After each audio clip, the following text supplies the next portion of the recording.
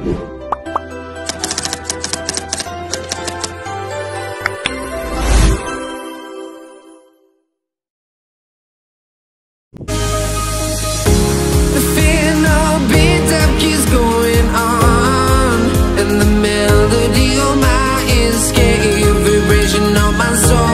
sends me to the peak without no regret.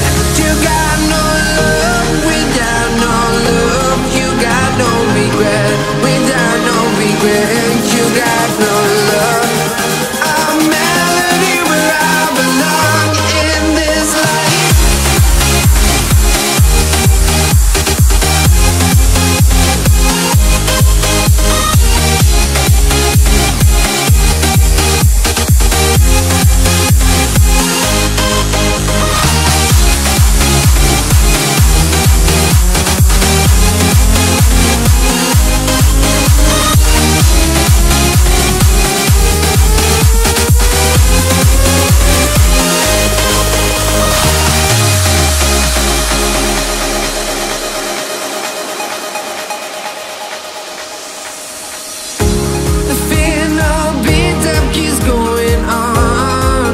The melody of my escape, vibration of my soul, it sends me to the peak. Hello everyone, for today's video guys, ayan, luluto tayo ng vermicelli sotanghon. Ayan guys, una natin gagawin, ayan, iboboil natin yung manok na ihahalo natin, isasahog natin sa ating vermicelli sotanghon. Ayan, yung breast yung inano ko. Ayan yung mga sangkap natin, yung mga ingredients. Ayan yung ating mga ingredients. May carrots, may Baguio beans, meron tayong sibuyas, bawang, red capsicum, at saka yung ating cabbage. Ayan, yun ang ating vermicelli. Yan yung ginamit ko na vermicelli sotanghon. Ayan naman yung ating pangsahog na ano. Gumamit ako dito ng atay ng manok. Ayan, gizzard, atay ng manok. Ayan, at saka yung binoil ko na breast, at saka hipon. Ayan guys, yung mga sangkap natin. Mas masarap kasi pag maraming sahog. Ayan, igigisa lang natin yung bawang. Ayan.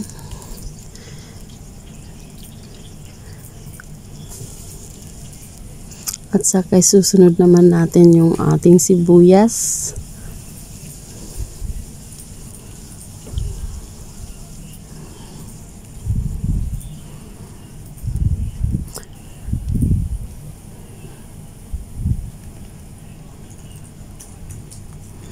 Then, lalagay na natin una yung ating gizzard, yung balon-balunan ng manok. Ayan. Ayan, igigisa lang natin siya ng maayos. Then, sunod na natin yung ating atay. Yung atay ng manok. Then, igisa lang din natin siya ng maayos, maluto siya ng maayos para syempre masarap. Ayan guys, igisa-gisa lang natin siya, halo-haluin.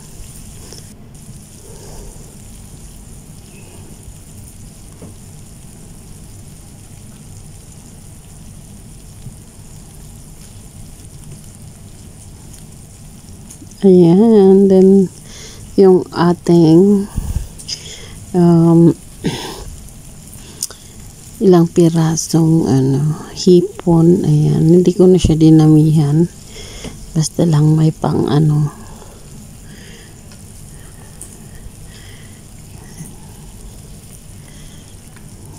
Yan, lutuin lang din natin yung ating hipon.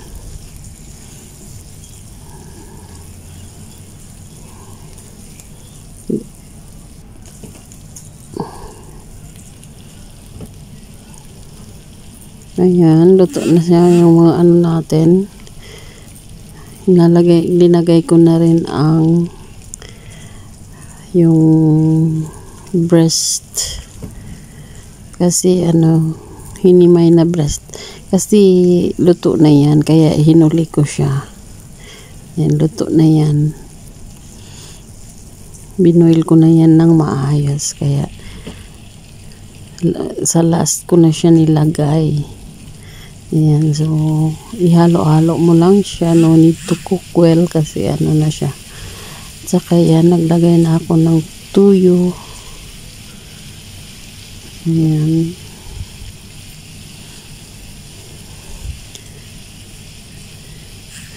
Tapos konting asin.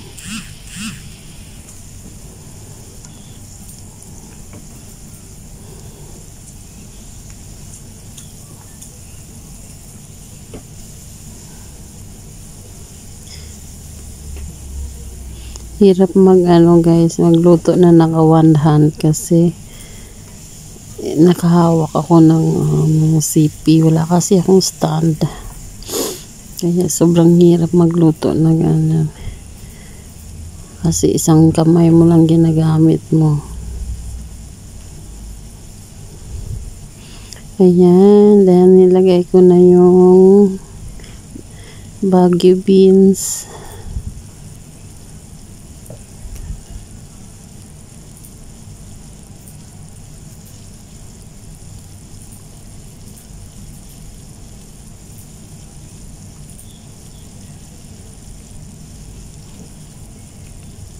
Sinunod ko na rin yung carrots.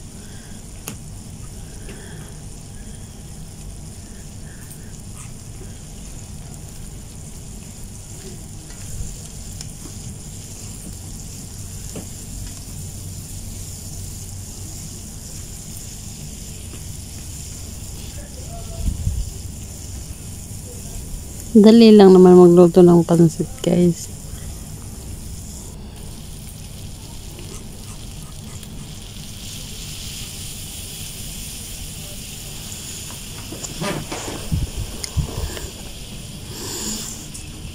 Ayan.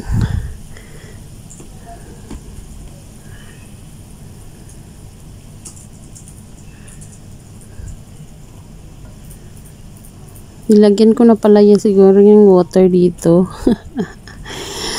Hindi ko na siya na video. Nilagyan ko na siya ng water. Ayan. At saka ilagay ko na din yung ating bell pepper.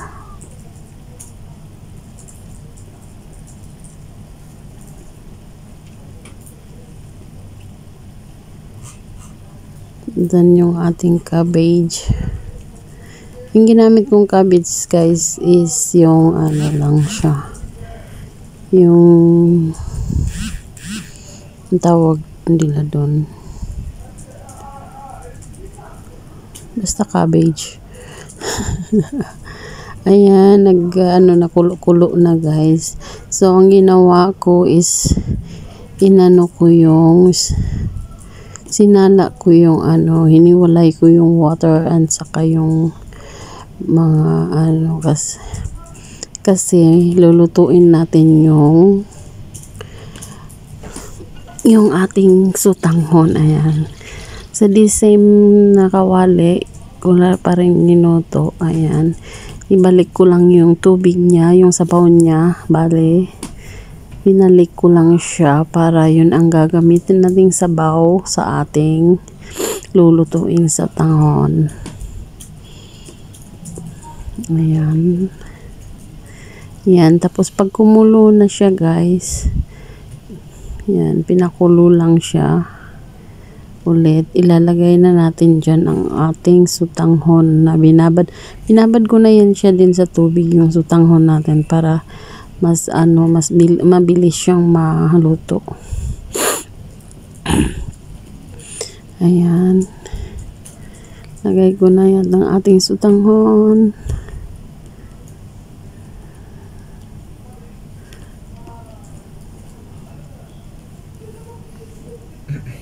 Ayan. Madali lang naman maluto yung sutanghon pag naibabad na siya sa mainit na tubig na Kaya,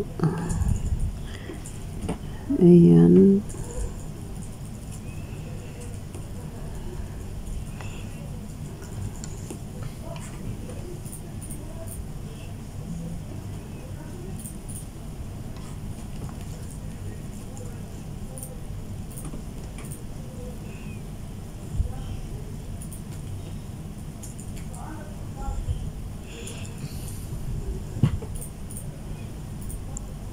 Ayan na guys, ubos na yung tubig ng sabaw niya, kaya binalik ko na din yung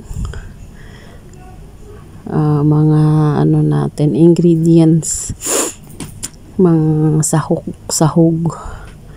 Ayan, binalik ko na rin.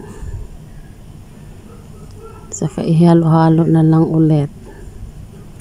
Kasi, ang tendency kasi pag niluto mo yung mga gulay niya kasama ang pansit, maluluto na masyado yung mga gulay guys, ma-overcook na siya. Kaya ni-remove ko muna, saka ko niluto yung pansit para na hindi madurog-durog yung ating mga gulay, hindi ma-overcook. Ayan, yan yung tips para hindi ma-overcook yung ating hiwalay muna natin siya separate. So pagluto na yung ating sutanghon, saka natin ibalik yung ating mga gulay. Ayan, luto na ang ating vermicelli sutanghon. Ayan guys, sobrang sarap, sobrang yummy. Ayan, maraming marami siyang sahog, maraming gulay, marami din siyang sahog na karne, kaya sarap talaga. Ayan, thank you for watching guys. Ayan, para sa